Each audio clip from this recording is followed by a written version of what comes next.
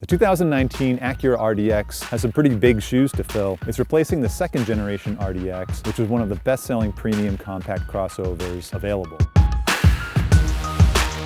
So Acura always knew that the RDX was a practical choice, but what they learned was that people wanted something maybe a little bit more emotional, which is why they spent a lot of time refining the handling and the performance of it, but also giving it this much more aggressive styling. Compared to the outgoing RDX, this is much more aggressive, it's more creased, it looks more grown up and more premium. The most noticeable features of the new design language can be seen in the 5-pointed grille and the multi-LED headlights. This third generation RDX is on an all new platform, and it's also a little bit bigger than the previous generation RDX. It's a little wider, longer, and rides on a longer wheelbase.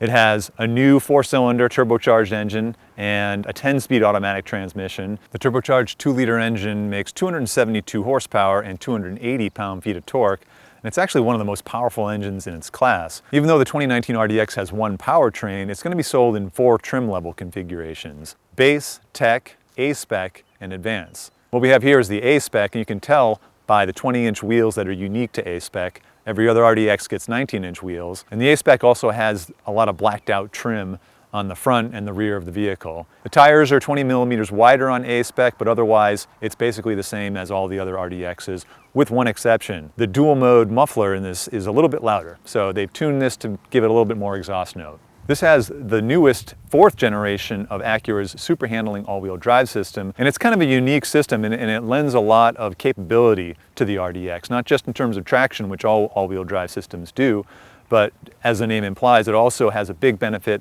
in handling.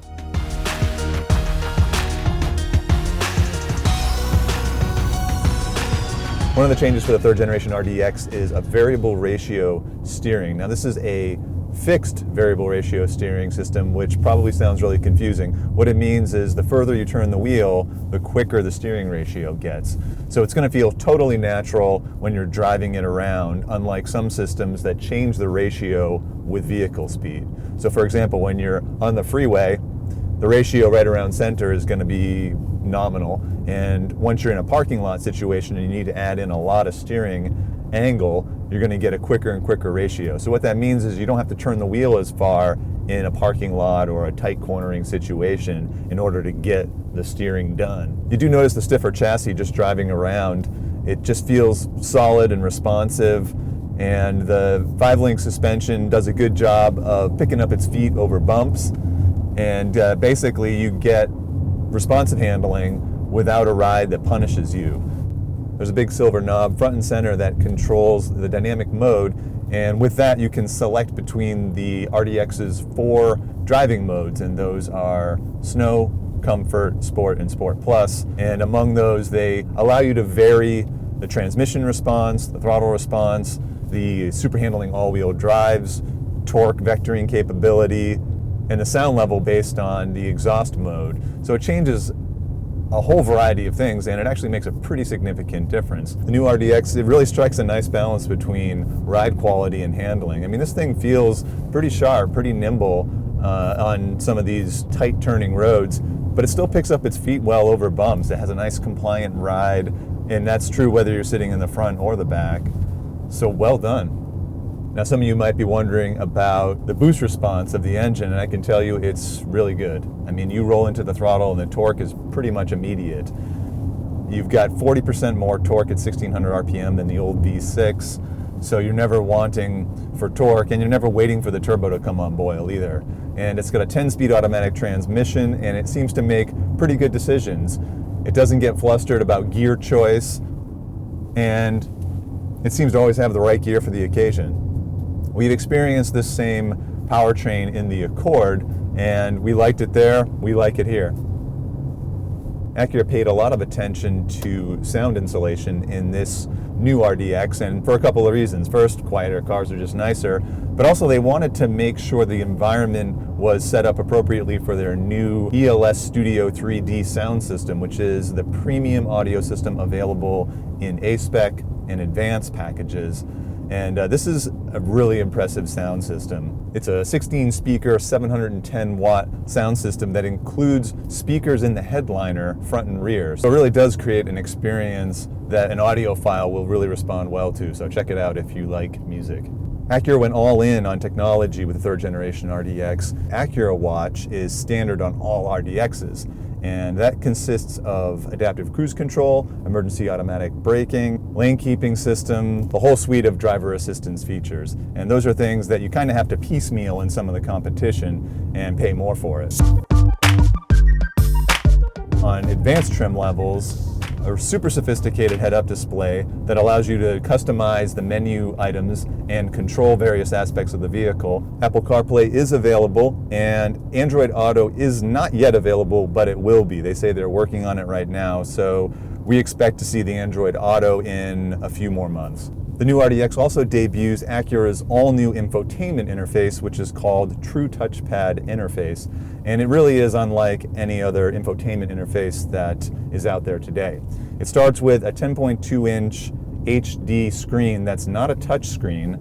Instead, all the action happens here at the base of the center stack with this touchpad down here. And it's split into two zones. You have this big touchpad to control the main part of the screen, and then this smaller touchpad zone to control the right side of the screen.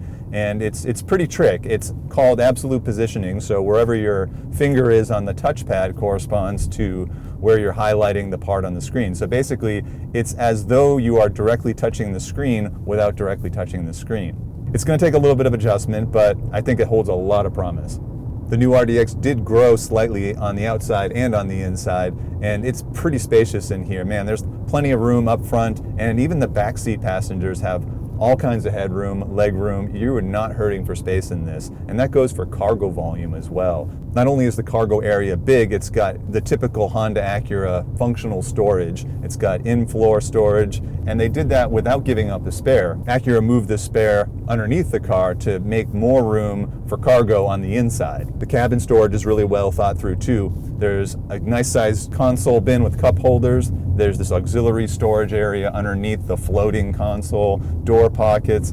I mean, it's like any Acura and Honda. They really think through the details of how people use their cars in the real world on a daily basis. Let's talk value, which I think is a real strong point of the third generation RDX. The entry-level two-wheel drive version starts at $37,300 and comes pretty well equipped. It has dual-zone automatic climate control, heated 12-way power seats, a power liftgate, and a panoramic sunroof, which is standard on every RDX.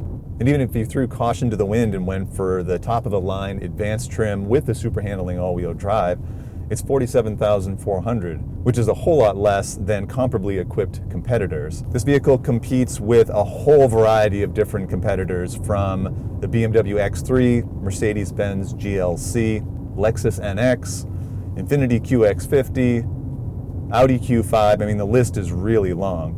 Acura decided to set their sights primarily on the Germans, and I think they pulled it off. This is a nice driving vehicle that's beautiful inside. We've got real leather, wood, metal accents.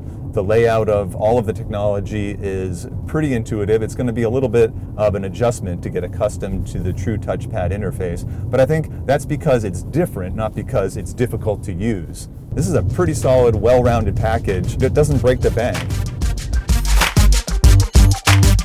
There's a lot riding on the 2019 Acura RDX in a really competitive segment, but based on our first impression here, we think it's got what it takes to be a success. From features, to performance, to luxury, it's kind of a sweet package. And to top it off, it's thousands less than the competition. There's a lot to like here, and as a bonus, you're not going to have to wait very long because they reach dealers on June 1st. To read our first drive on the 2019 RDX, head on over to Edmunds.com. And for more videos, click to subscribe.